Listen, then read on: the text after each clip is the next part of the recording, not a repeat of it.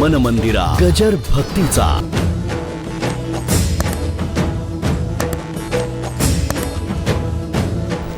ॲक्सिडेंटमध्ये पाय तुटला, डोळा गेला, कपाळ फुटलं, नाक चेंबटलं, एका गालाचं हाड आत गेलं, जाणारच ना. थाडकन मोटर आपटली तर काय होईल? बरोबर आहे ना, सगळं गेलं.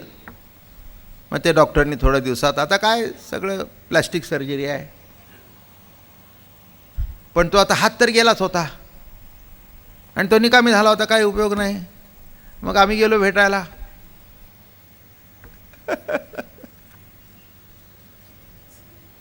कुणाला वाईट वाटणार ना? एक चप्पल हरवली तर वाईट वाटतं, मग पाय गेला तर का वाटणार नाही? काय हसता तुम्ही, मला काही कळतच नाही. काय चपलीचं दुःख एवढं तर पायाचं का असू नये? मग झालं, बसलो विसलो आम्ही 15-20 मिनटं. पण म्हणले महाराज एक बरं झालं, हातच घ्यायला पण मी आहे.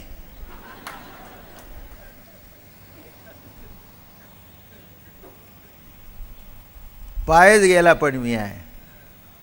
ज्यांची ज्यांची एक एक इंद्रिय तुटली हे सगळे सांगत होते, पण हार्ट फेल झालेला मी भेटायला गेलो, तो म्हणला नाही हार्ट फेल झालं पण मी आहे. दृष्टांत कळला का? मेन आहे. हां, हे तसं एकदा हार्ट फेल झाले की बाकी सगळे मेले, कळलं? तसं एकदा हे रजगुण ते हे सगळं गेलं की बाकी घालवायची खटपट करू नका, ते आपोआपच जातात, आपोआपच जातात. एका माणसाची तब्येत बरी नव्हती. काही काही लोकांना ती ओळायची सवयच असते बघा. डॉक्टर कसं काय काय सांगू आता, माझ्याच वाटणीला कुठलं आलं कोणाला? तो म्हणला तुमच्या वाटणीला आलं म्हणून माझ्याकडे रोज येत आहे. तुमच्या वाटणीला आलं नसता, असं तुमच्यासारखे नसते तर आम्ही काय करावं, माशा माराव्या का? तुम्ही आमचे मायबाप आहात, अन्नदात आहात, असेच काय?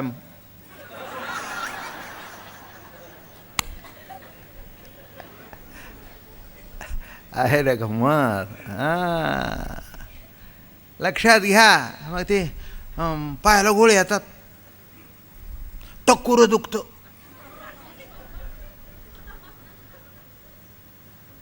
उठलं की कमरेतून सन्नक निघते, कानातून आवाज येतात, कधी डोकं गरम, कधी अंग गरम, कधी काय गरम. मग डॉक्टरनी एक गोळी दिली, एवढं घ्या. ताप येतो, सकाळचा येतो, रात्रीचा उतरतो, नवरा घरात असताना असतो, बाहेर गेल्यावर उतरतो. क्षमा करा मला तुम्ही.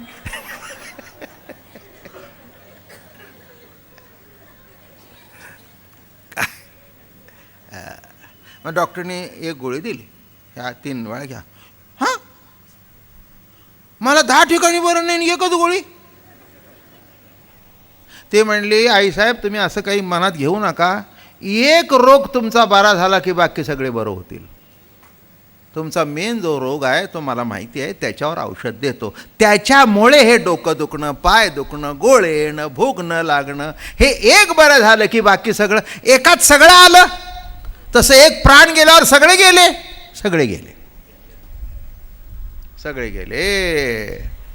हां, तसं देहप्रतीती गेल्यानंतर आत्मप्रतीती सुद्धा जाय. ते गेल्यानंतर निजज्ञान उरलं ते निजज्ञानच आहे. काय जायचं शिल्लक राहिलं?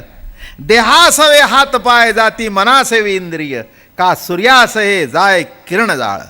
देह गेला की त्याच्या मागे मनास इंद्रिय आपापच जातात. जाण्याकरता काही खटपट करायला नको. देहासवे हात पाय, देह गेला की म्हणजे आत्ता सांगितलं ते, हात गेले, पाय गेले, जाती मनासवे इंद्रिय, आणि इंद्रिय मनासकट गेली.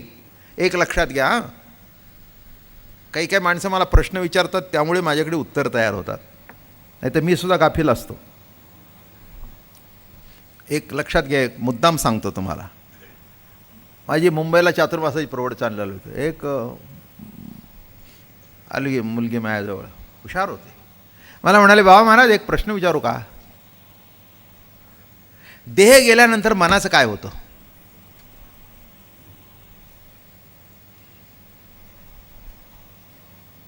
देह गेल्यानंतर मनाचं काय होतं? मी म्हटलं काय होतं? नाही म्हणले मलाही माहिती नाही मनाचं काय होतं. म्हटलं पहिल्यांदा तुला हे कळू दे मन काय आहे. बघा तुम्ही कोड्यात पडला ना, आत्ता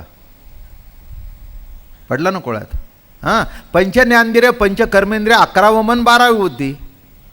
मग 10 इंद्रिय जर मेली तर बुद्धीन मन शिल्लक राहतं का? तेही मरतं. बोलणं कळलं का?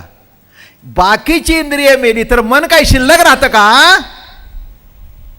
मन शिल्लक राहता हा तुमचा भ्रम आहे, म्हणून तो कावळा शिवायची वाट पाहता.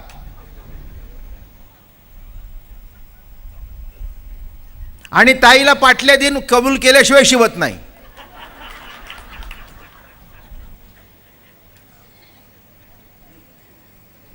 या डोळ्याने बघितल्यात मी. तो असा वर फिरत होता. मी एका ठिकाणी गेलो होतो, एकदाच गेलो होतो, कंटाळलो मी. मला म्हणले तुम्ही गाडीत बसा. ते म्हणले शिवत नाहीत. काय झालं? ते म्हणले वरवर फिरतोय तो. मग काय झालं? मग म्हणले शेवटी मुलांनी सांगितलं, मी घडलेली गोष्ट सांगतोय बरं का, त्यांनी मला तक्रार केली येऊन की 8 तोळ्याच्या पाटल्या त्या बाईच्या होत्या. आई तू काळजी करू नको, लवकरच ताईला देईन, एवढं म्हटल्यावर शिवला. आता हे खरंच मला तर काही माहिती नाही. मी काही कावळा होणार नाही, कुणाला शिवा सांगणार नाही, ही काही भानगड करणार नाही. आलं का लक्षात?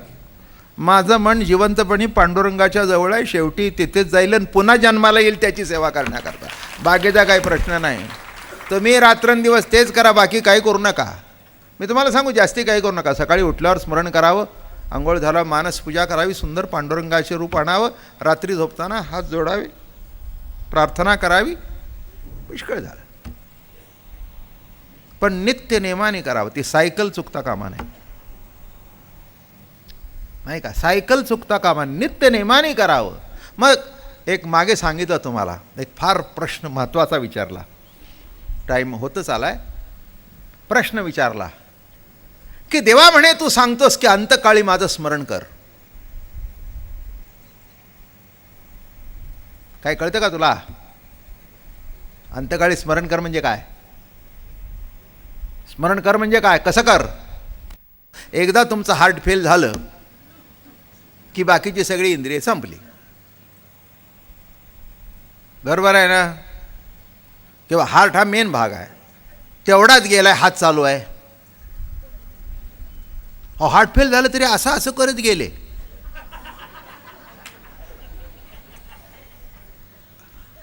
का हार्ट फेल झालं खरं, पण शेवटी असं असं करत गेले, असं असं करत गेले, दोन्ही हाताने असं असं करत गेले, म्हणजे मेलच नाहीत ना.